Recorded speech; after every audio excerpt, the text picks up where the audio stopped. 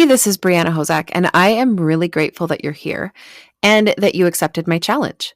This audio is day one of a 365-day verbal journal of sorts, where I will track and capture my own journey through this challenge in whatever way that looks like that day. A daily, raw podcast. I'm leaving it raw and uncut for two reasons.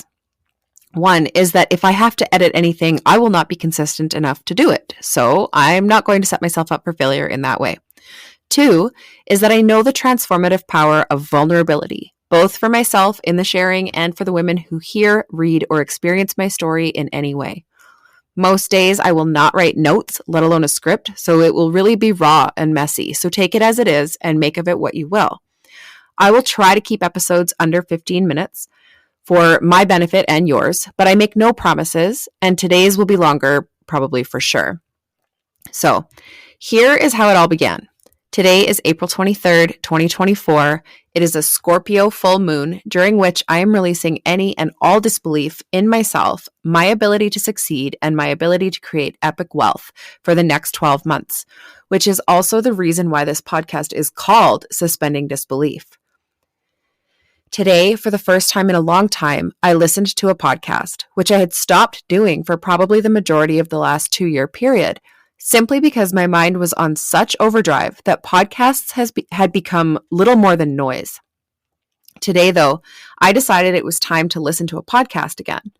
The one I picked first didn't work. I had no idea why, it just wouldn't play. My next choice was the Manifestation Babe podcast with Catherine Zenkina. I started on a random episode, which I had saved at some point. I'm not sure if I had listened to it before or not, but it was there, and I chose it simply following my intuition. The first episode I listened to was wonderful. I really enjoyed it, and it included a synchronicity that blew my mind. The night before, I had heard about a book, Big Magic by Elizabeth Gilbert, and suddenly, in this episode, she mentioned the book again. Too much experience with synchronicity means I know better than to dismiss it or believe it's a coincidence. I'm supposed to read that book. So I will, although I don't have it yet. So I let it autoplay into the next episode, which was titled The Experiment That Blew Up My Business, Bank Account, and Life in a Single Year. And as I listened, all of my previous beliefs came boiling back to the surface.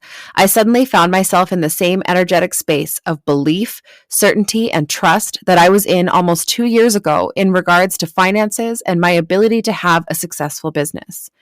And right near the end, I received a direct download to challenge 3 specific ladies I knew to do this with me, to follow Catherine's method and suspend disbelief for a year and live in the assumption that my success is inevitable, and so on. My last 2 years have not at all diminished my belief in this. And what I discovered in listening to this episode was that my energetics in every other area of my life were simply catching up to my energetic financial beliefs during this time. Anyway, I contacted these ladies and decided to do this raw journal, and then continued to the end of the episode where she also challenged the listeners to do this. So, let me share a little of my story for ultimate clarity here. In June of 2022, I was making approximately $8,000 months, and my marriage also fell apart.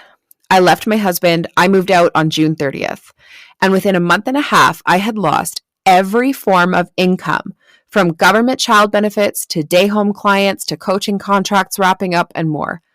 I honestly felt like the universe was punishing me for something. Over the last 2 years, I underwent a spiritual awakening. In full, crammed into a very short period of time, relative to most people, I had this full-on spiritual awakening. I had many occasions where I couldn't feed myself if I fed my kids, so I went hungry. I rarely paid any bills until I had wound up in collections with multiple companies for the same types of utilities and accrued so much in late fees with rent that I didn't think I could ever get out of the hole I was in. Credit maxed and very quickly plummeting, my credit score plummeting. No one willing to lend me anything except my mom, who I was very hesitant to ask. We had no internet more times than I can remember, and I was supposed to be running an online business. We lost TV, then internet, then power. I was so embarrassed. There were small miracles that kept my head above water during that first year, and I will forever be grateful for those. But mostly, it was hard as fuck. The second year has so far looked like moving into a friend's home while they were staying elsewhere, yes, with their permission, for a few months and living blessed rent-free. Then finally finding the only home available in the location I sort of wanted, and really struggling each month since to make ends meet.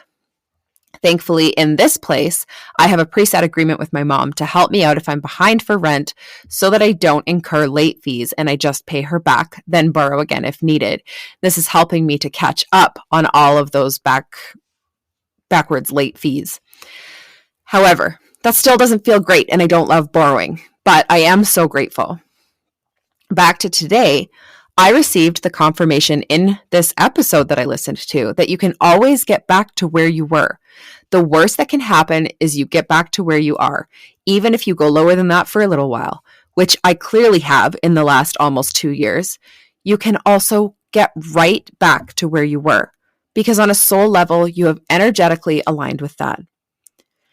My belief is that energetic alignment applies across the board. So whether your top earning energetics were set in a corporate position or by working 5 jobs or through one passionate business, you have been there so you can be there again.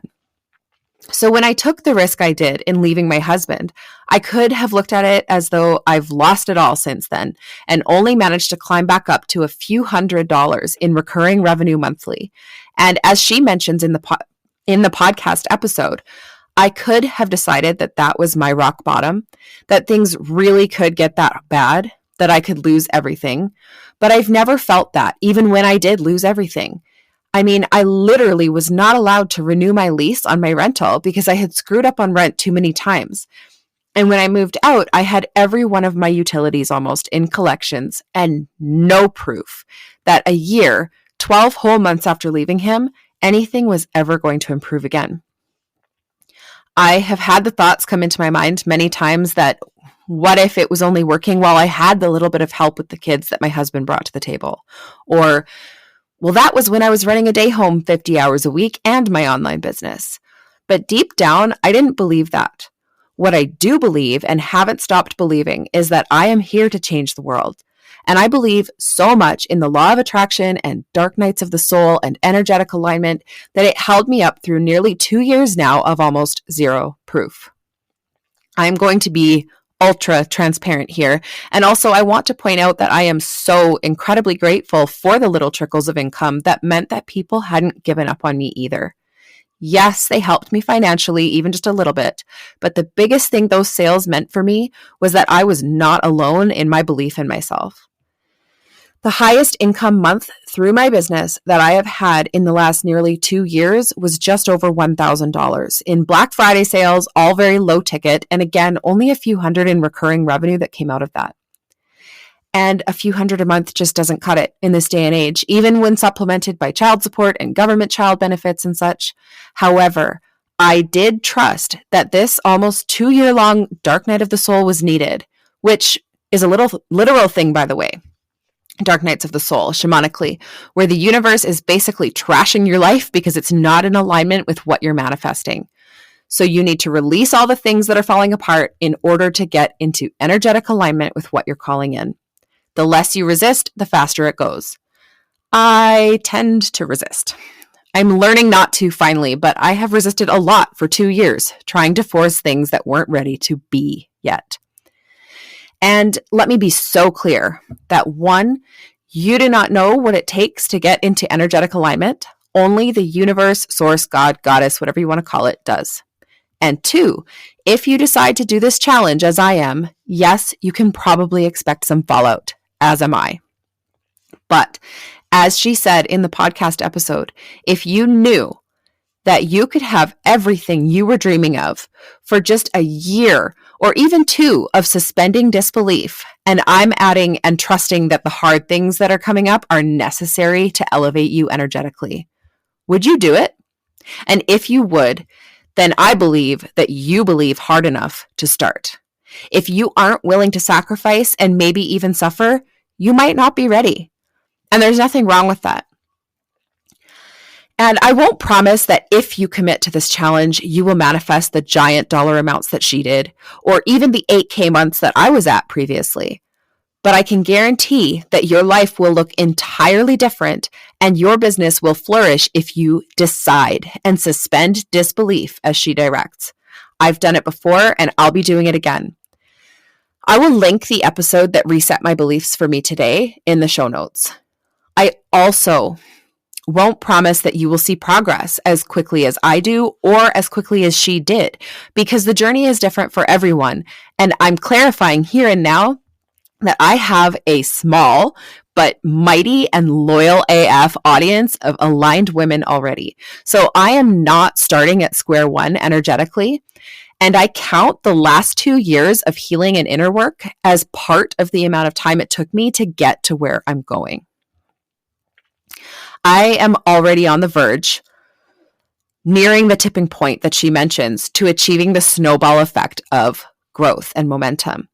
So while I hope that this year of verbal, raw journal entries will inspire you and help you not to feel alone in the challenge that I set to you, I also want to make sure that you don't compare results or measure against anyone else's standard of success.